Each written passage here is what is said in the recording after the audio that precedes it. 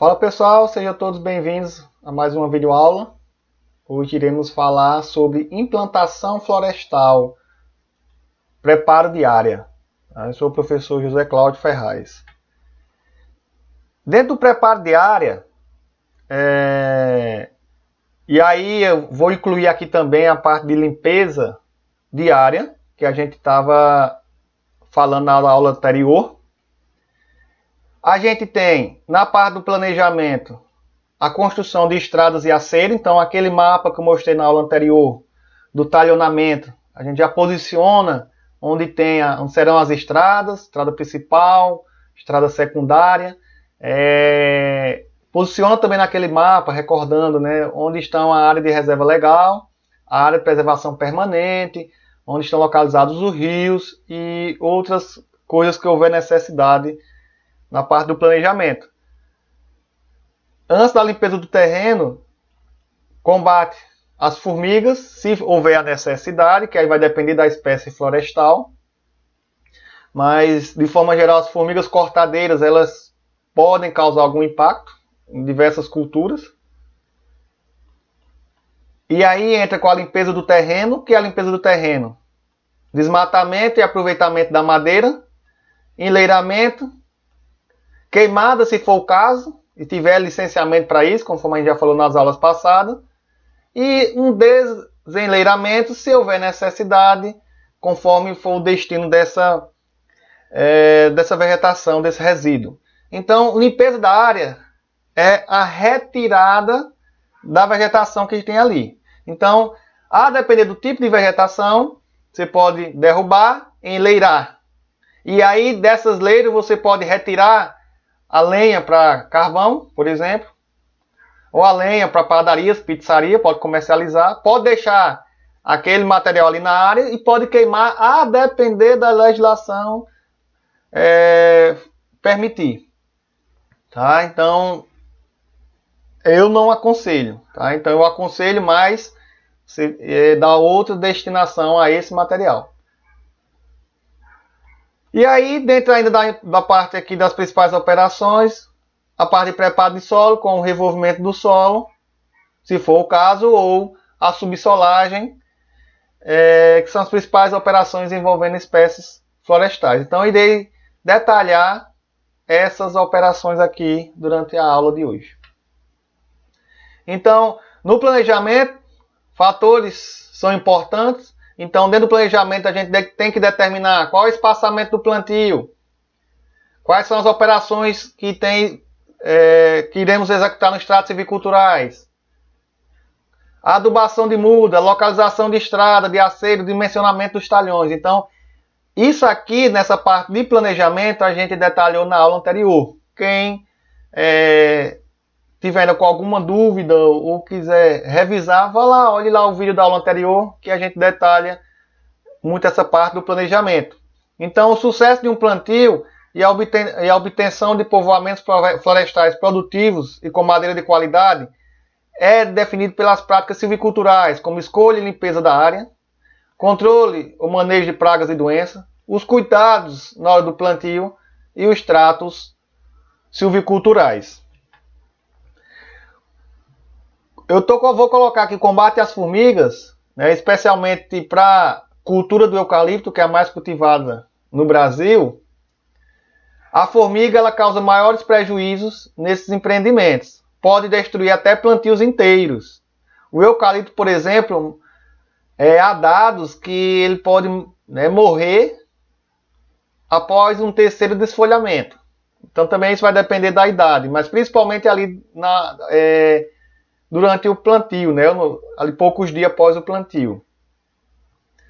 O primeiro combate deve ser feito antes do revolvimento do solo, de modo a facilitar a localização dos olheiros. Então, antes de ter revolvimento do solo, ou até mesmo antes de fazer a supressão vegetal, se for o caso, de supressão ou de limpeza da área como um todo,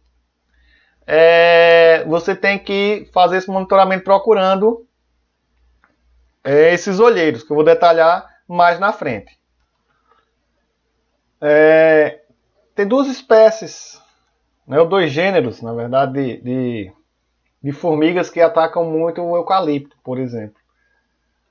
Acromimex, né, várias espécies de formiga do gênero Acromimex. Elas também são conhecidas como formiga de cisco, né, elas são bem pequenas. Aqui a gente tem um exemplo de panelas dessa formiga, tá? Dos seus ninhos. Então a gente percebe que tem poucas panelas quando a gente comparar com a outra, o outro gênero que eu vou falar mais adiante. Então, uma das formas de verificar que há um formigueiro ali, eles têm uma terrinha solta próxima aos olheiros, tá? Então aí a gente tem a possibilidade de ter um formigueiro ali com formigas cortadeiras. As formigas fazem trilhos, né, ou chamado também de carreiros, que levam a esses olheiros. Os olheiros são orifícios que dão entrada, que servem como entrada ou saída do formigueiro. O olheiro de forrageamento é um olheiro pelo qual as formigas elas levam as folhas para dentro do formigueiro, tá? Então vou falar logo que assim, as formigas cortadeiras elas não se alimentam das folhas, tá? Elas se alimentam de fungos. As folhas que elas cortam e levam para o formigueiro é para alimentar esses fungos, tá? Do qual os fungos são alimento das formigas. Então, o olheiro de forrageamento é aquele olheiro que está com fluxo de formigas entrando e saindo, né? No caso, entrando com folhas. Quando a gente fala das formigas do gênero Atta, então aí a estrutura do formigueiro já é bem diferente. Ela tem mais panelas, tá? Ou câmaras, pode ser chamadas também. Elas possuem muito mais terra solta na superfície, nos olheiros, tá? E essas formigas a gente consegue perceber facilmente pelo volume de terra solta que tem, diferentemente do gênero anterior, que é muito pouco, tá? Então requer uma atenção maior para localizar aquelas formigueiras. Elas também fazem os carreiros ou as trilhas e possuem os olheiros, conforme eu falei das espécies do gênero anterior, e também possuem olheiros de forrageamento. Uma coisa interessante é que o olheiro de forrageamento, ele geralmente está bem afastado dessa terra solta aqui, ó. Tá? A gente tem um olheiro aqui, outro mais à frente aqui e outro aqui. Tá? Então tem essa terra solta. Tem esses olheiros, mas o olheiro de forrageamento, que é aquele qual a formiga entra com o alimento para os fungos, as folhas cortadas, ele pode ficar um pouco afastado. E essa é uma dica para localizar esse tipo de olheiro dentro do formigueiro. Na área do formigueiro. E esses outros olheiros aqui com terra solta, geralmente eles são utilizados para, por exemplo, o formigueiro vai aumentar o seu tamanho, então vai abrir novas câmaras ou panelas. Então essa onde tem as terras soltas é onde as formigas vão retirar essa terra para aumentar a sua estrutura. Ou mesmo tirar algum material, entre aspas, algum lixo, algum resíduo que está lá, eles vão retirando por esses olheiros aqui. Tá? Uma das formas de controlar a formiga disponíveis no mercado, a gente tem produtos químicos como pós secos, isca granulada e líquidos termonebuláveis. O que eu aconselho mais indicado, se for o caso de usar, são iscas granuladas. As iscas granuladas elas são mais utilizadas na área florestal porque tem baixo custo, fácil aplicação, alto rendimento e menor perigo. Tá? Esse alto rendimento é se for em áreas limpas. Áreas limpas entenda como no cultivo, né? Ali na parte do plantio e nos tratos silviculturais se a floresta, né, se o plantio estiver sendo cultivado com o manejo correto de plantas daninhas. Então permite que tenha uma eficiência melhor. E menor perigo porque tem equipamentos para aplicar e essas iscas granuladas elas ficam com uma certa proteção, além das que a gente, enquanto aplicador, tem que tomar, conforme a legislação orienta, e diminui esse risco. Os dois princípios ativos mais usados na produção dessas iscas é sulfuramida e fipronil. Como é que é feito o combate à formiga? Aqui eu vou passar uma estratégia bem simples e básica para fazer isso. Tá?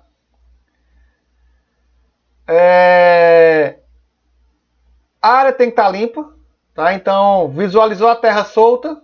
Vamos usar aqui um exemplo de formiga do gênero Ata. Visualizou a terra solta, os olheiros. Definiu o limite. O que é isso? Definiu o limite. Ó, aqui eu tenho um olheiro. Aqui tem outro olheiro. Aqui tem outro. Aqui tem outro. E aqui tem outro. Então temos 4 olheiros com base nas terras soltas. Ali na superfície. Então, como é que é feita a medida? É a largura e o comprimento. Então, a largura total, considerando esse formigueiro. Desculpa, esse olheiro e esse outro. E a largura total, ou a altura aqui, né? Um lado vezes o outro. Aí tem um formigueiro e outro aqui, e esse outro aqui de baixo. Então, essa área aqui é mais ou menos o que engloba o formigueiro. Então, se ele tiver 6 metros de comprimento por 3 metros de largura, é o tamanho do formigueiro. Então, seria 6 vezes 3, 18. 18 metros. Se a gente fosse considerar mais ou menos ali de área, da superfície que esse formigueiro ocuparia. Então, como que a gente determina a quantidade de iscas que a gente utiliza para combater? Então, uma dose, geralmente, dependendo aí do produto, uma dose são 5 gramas. Tem outros fabricantes que recomendam a dose como 10 gramas. Então, depende aí do fabricante da isca, tá? Então, a gente utiliza a largura do formigueiro, olha aqui, ó, como o número de olheiros a combater. Então, 3 olheiros para combater. E o comprimento, que era 6 metros, a gente usa como parâmetro para o número de doses por olheiro. Bom, então vamos lá. Revisando, largura 3 metros, então são 3 olheiros para combater. O comprimento 6 metros, então são 6 doses por olheiro. Então, consequentemente, a gente vai ter que aplicar 18 doses. Tá? Porque serão 6 em cada olheiro e nós teremos que localizar 3 olheiros. Aí onde é que está o detalhe? E é muito importante. O olheiro que vai ser combatido é o olheiro de forrageamento. É o olheiro ativo, o qual as formigas estão entrando e saindo, né? No caso, entrando com a folha cortada e saindo para ir forragear, para ir cortar as folhas. Então a gente tem que localizar esses olheiros. E, geralmente esses com terra solta não são os olheiros de forrageamento, conforme eu já falei agora há pouco. Então, você deve olhar na área e vamos dar um exemplo aqui hipotético que você localizou um olheiro aqui, ó, tá? Vou marcar aqui. Você localizou outro olheiro ativo de forrageamento aqui e localizou outro aqui, ó. Cada olheiro de forrageamento, ele vai ter um caminho, uma trilha. Ele vai ter esse local no qual as formigas irão se deslocar. E a gente vai ver que o termo que eu uso era carreiro. E a gente vai ver que esse carreiro, ou essa trilha, ou esse caminho, ele é bem limpo, né? Porque as formigas estão ali transitando. Então, quando nós localizamos hipoteticamente aqui esses 3 olheiros que a gente verificou que eles estão ativos e estão entrando e saindo formigas para o forrageamento, então cada um desses olheiros aqui a gente vai colocar 6 doses. 6 doses aqui, 6 doses nesse outro e 6 doses nesse aqui. Professor, eu vou colocar essas doses em qualquer lugar? Não. As doses elas têm que ficar um pouco afastadas do olheiro, né? Então, ou seja, a isca ela vai ficar um pouco afastada do olheiro e não vai ficar no carreiro. Então, a gente vai colocar aqui ao lado. E as iscas, as formigas vão ser atraídas porque essas iscas têm sua composição bagaço da casca de laranja. Então, funciona como atrativo. E assim as formigas, quando a gente deposita aqui no canto, né, um pouco ao lado do carreiro e um pouco ao lado do olheiro, a gente deposita essa isca granulada, as formigas, com um pouquinho passado do tempo, elas vão lá começar a pegar essas iscas e levar para dentro do olheiro, tá? Do formigueiro, melhor dizendo, levar para dentro do formigueiro. Como essa isca vai ter aquele princípio ativo, por exemplo, fipronil, que eu citei agora há pouco, a formiga elas se comunicam, né, entrando em contato uma com a outra, e uma formiga contaminada, ao tocar uma na outra, né, e trocar ali salivas, ela vai passar o princípio ativo que vai agir diretamente no sistema nervoso dessas formigas e levando a possível morte. Tá?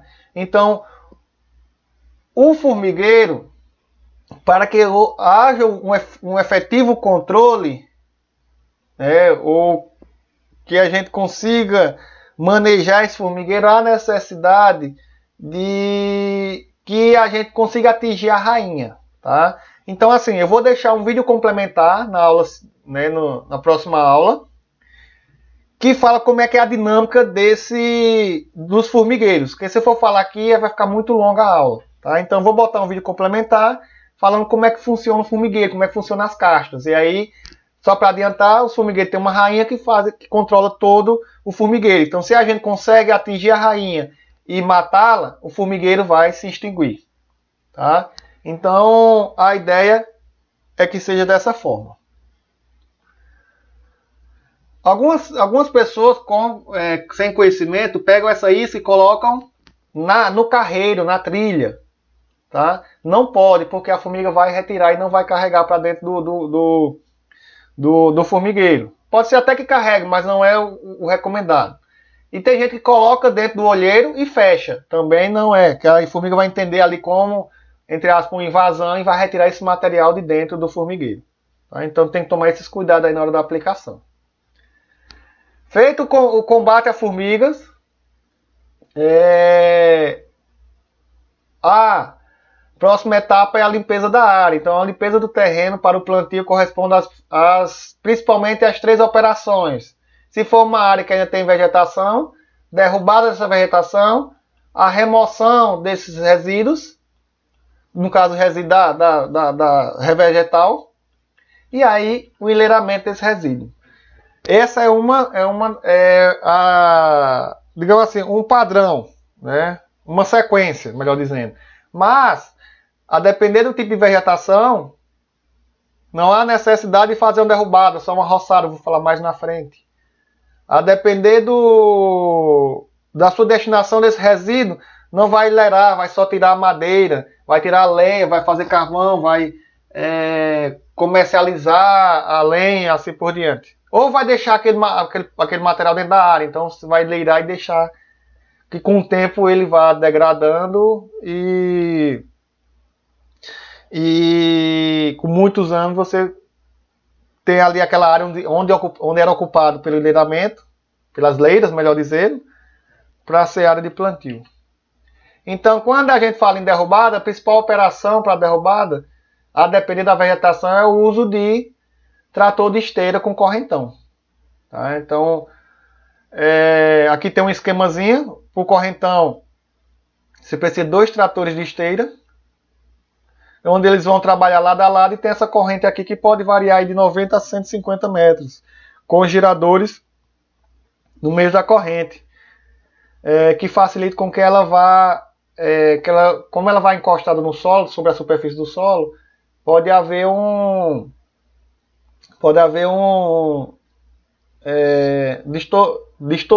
torcer, na verdade, essa corrente e danificar. Então, os giradores fazem com que ela fique realmente girando, né, como o nome já fala. Não que os giradores giram a corrente, não. É o impacto da corrente sobre o solo vai girar, tá? Dependendo do tamanho da corrente, essa distância aqui entre um trator e outro varia de 25 a 50 metros. Então, o correntão deve ter um comprimento aí de 90 a 50 metros, levando em conta o seu tamanho, deve ser de 2 a 3 vezes a distância entre as máquinas, que é justamente isso que eu falei anterior. Dependendo do tamanho da corrente, aumenta ou diminui essa distância entre os tratores. Seu peso deve variar, pode variar de 50 a 120 kg por metro de corrente, então é muito pesada. A cada 30 metros e no engate das máquinas devem haver distorcedores, de modo a evitar rupturas, né? Então aqui no engate das máquinas tem esses distorcedores e ao longo da corrente, para que ela se permita ficar girando. Devido à necessidade de grandes distâncias para que esse trabalho se torne econômico, é recomendado pelo menos uma área de 400 hectares, né, onde seu rendimento dá em torno de 2 a 4 horas por hectare. Economicamente é viável acima dessas áreas, né, dessa quantidade de área. Por quê? Porque para haver o deslocamento desse conjunto, dos dois tratores com a corrente, há necessidade de no mínimo 2 caminhões. Tá? Então a despesa é alta para deslocamento. Então, para compensar o uso dessa operação, requer que seja feita uma área um pouco maior, bem maior, né, para ficar viável economicamente. Na hora da derrubada, uma outra opção é um trator de esteira com a lâmina Butzer. Né? Então, empresas com menos recursos utilizam essa lâmina. Né? Então, propriedades, agricultores podem utilizar essa lâmina. Então, está aqui o exemplo do trator com essa lâmina na frente. Então, o que é que vai acontecer? Ele vai empurrando as árvores. Pode tanto ser um trator de esteira como um trator de pneus. Eu não recomendo trator de pneus, porque há uma probabilidade de perfurar os pneus, né? Ele tem o melhor, dependendo do trator, ele tem a menor tração tratória, menor tração. Então não é muito recomendado não. Interessante, a depender da área, trator de esteira mesmo. Por ser preparada para a terraplanagem, ocorre um acúmulo de material orgânico e a parte do solo em leiras. Então assim, esse trator, por utilizar lâmina, vai derrubar e pode acontecer no momento que for enleirado e juntar ou deslocar esse resíduo, levar junto o solo. E isso é uma desvantagem. E aí eu trouxe aqui uma foto, 2 fotos na verdade, da esquerda e da direita. Né, o que fazer para preparar uma área dessa? Então, como exemplo, então aqui a gente tem uma vegetação lá da esquerda, uma vegetação típica de cerrado, tá? E aqui uma vegetação um pouco mais densa, no entanto com um volume menor de madeira, né, das plantas. Então, traduzindo, são plantas com diâmetros, nessa foto da direita, plantas com diâmetro muito pequeno, mas tendo um volume em total maior. Enquanto aqui, não um volume total, melhor dizendo, mais adensada. O melhor termo é esse. E aqui do lado esquerdo, aqui tem menos adensado, no entanto, árvores com diâmetro maior. Então, numa situação dessa da esquerda, talvez um trator de esteira, com 2 tratores de esteira com correntão para derrubada. Na direita, será que seria interessante? Tá? Então, o trator de correntão ele é muito utilizado quando a gente tem na vegetação árvores com diâmetro um pouco maior. O que é que eu vou pegar como referência? Uma garrafa de refrigerante de 2,5 litros, por exemplo. É mais interessante usar o correntão. Mas quando temos, por exemplo, uma garrafa de 600, né, ou melhor dizendo, um diâmetro de plantas com semelhante a um refrigerante KS, aquele de garrafinha de vidro, já não é muito interessante a gente estar usando o correntão. Por quê? Porque o correntão não vai ter a eficiência de derrubar aquela planta, aquela árvore. Tá? Então, porque não teve uma resistência contrária, por ser muito fina. Então não seria ideal o correntão. Então seria ideal o quê? A depender da área, existe esse equipamento chamado de triturador. Então, esses que têm a vegetação muito fina e um pouco mais alta, densa, um triturador resolve. Então ele vai triturar e deixar ali o próprio resíduo sobre a superfície, que já vem uma outra vantagem, de você manter ali o material e também não gerar resíduos que vão ocupar lugar. Então não vai haver necessidade de fazer leiras dentro da área. Há uma outra situação aqui, ó, que tem uma vegetação, que é uma de capoeira, em torno de 1,5 m de altura, 1,60 m. Então o que é que pode ser feito? Uma roçada. Ó. Então fez uma roçada, é interessante. Por quê? Porque aquela área já foi feita uma supressão, já foi feito um desmatamento anteriormente, e é uma área que foi deixada em pousio, foi abandonada, está lá em descanso.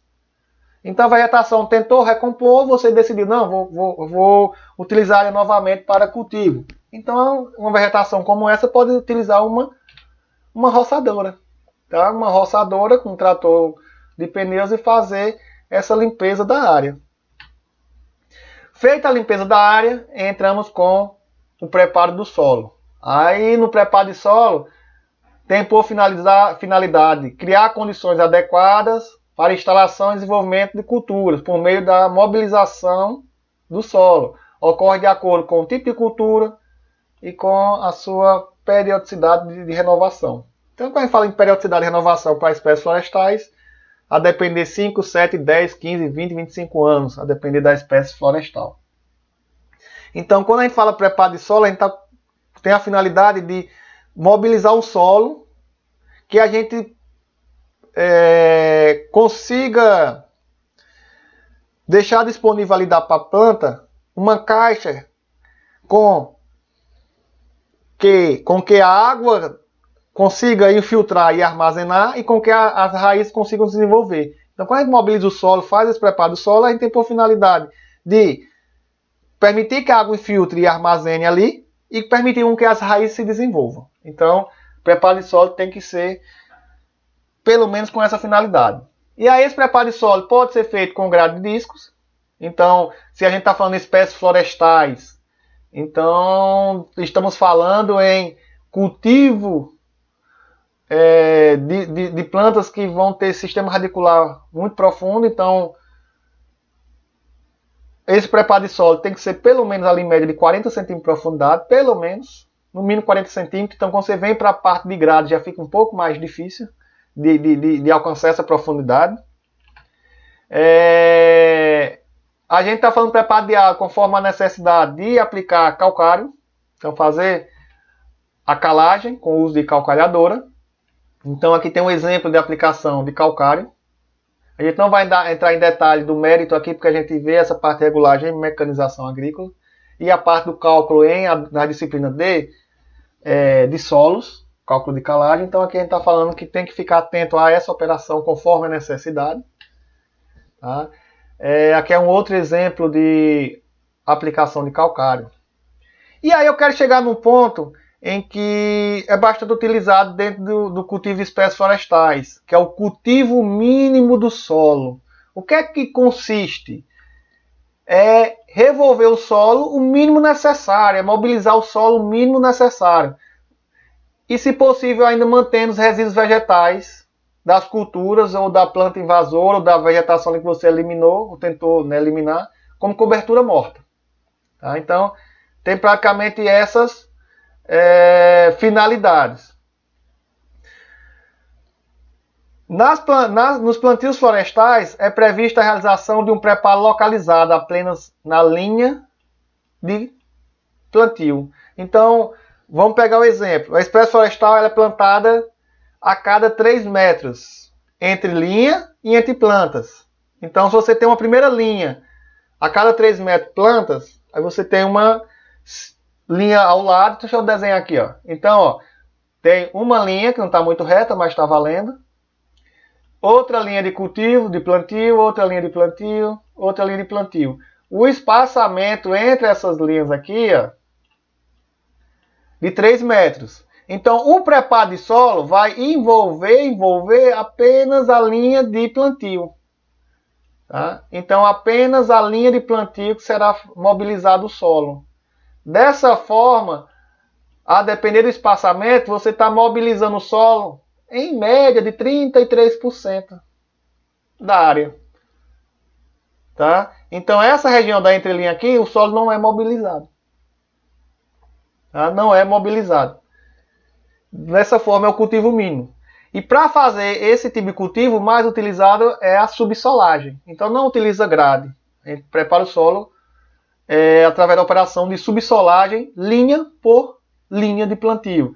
Então, devido ao amplo espaçamento do plantio, em geral de 3 metros entre linhas, o volume de solo revolvido é bem menor que quando realizado em área total para culturas anuais. Porque as culturas anuais ela tem um espaçamento menor entre linhas, meio metro, 30 centímetros, 40, 20, a depender das culturas anuais. Então, no cultivo mínimo aqui, né, em espécie florestal, a gente pode preparar o solo apenas na linha de cultivo. E a gente tem um modelo aqui de subsolador, no qual esse aqui, ele faz a subsolagem ali, prepara a caixa no solo, que permita armazenar água e desenvolver as raízes. Então ele tem uma haste aqui, que vai dentro do solo, está aqui dentro do solo, dá para ver mais ou menos por aqui a haste. A depender do tipo de solo, é 40, 50, 60, 70 centímetros, a depender pode chegar até 1 metro, mas aí quando passa de 1 metro a gente já não chama mais de subsolagem, passa a chamar de ripagem. E quanto mais profundo for essa mobilização do solo, maior é a potência requerida aqui no trator, tá? Maior é a potência. Então, essa haste vai aqui no solo, preparando, né? Abrindo, ele faz um estrondamento, faz essa caixa de preparo. A opção de já fazer adubação, tá? Então já pode depositar ali a adubação de base. E aqui essa seção de discos na parte traseira do subsolador permite que faça um acabamento na superfície do solo. Por quê? Porque após o subsolagem vem o plantio. Então, se houver algum torrão, né, alguma vegetação ali de raiz, ele pode fazer esse acabamento e deixar mais propício para o plantio. Então, aqui nessa outra imagem, a gente consegue ver a haste que penetra no solo. Tá? Professor, nesse aqui ele não tem uma seção de discos, ele tem um rolo. Sim, porque aí já é uma adaptação, porque a depender do tipo de solo, a gente vê aqui que é uma área de pastagem. Então, não há necessidade tão grande de fazer esse destorroamento. Eu aconselharia usar mais a seção de disco, mesmo um solo como esse, porque prepara melhor ali a superfície, dá um acabamento melhor para poder vir com a etapa do plantio. Se a gente pegar essa linha de cultivo, essa linha de plantio que foi feita a subsolagem, que eu falo em caixa de preparo, e abrir um perfil no solo, abrir uma trincheira. Aqui essa trincheira tem aproximadamente 1,20 m, 1,30 m de profundidade e de largura. Então aqui a gente consegue perceber, que aquela haste do subsolador passa aqui nesse sentido, tá? É que aqui já foi feito depois que plantou, tá? Aqui já tem um plantio da espécie de eucalipto. Então a haste passou nesse sentido aqui, no momento do preparo de solo. E aí fez esse preparo aqui. Então isso é que eu chamo de caixa de preparo. Permite com que a água infiltre, tá? E que a raiz desenvolva. Então essa profundidade aqui vai depender de qual espécie florestal, mas tem que ter pelo menos ali 50, 60 centímetros. Tá, e também depende do tipo de solo, tá, da região. Então esses fatores vão variar. E aqui em cima, esse preparo na superfície pode chegar aí a 1 metro, 1,20 m. Seria interessante. Tá? Então isso aqui é a caixa de preparo, utilizando o subsolador dentro de um cultivo mínimo. Tá? Então só mobilizou o solo na linha de plantio. Então, É isso, aguardo vocês nas próximas aulas.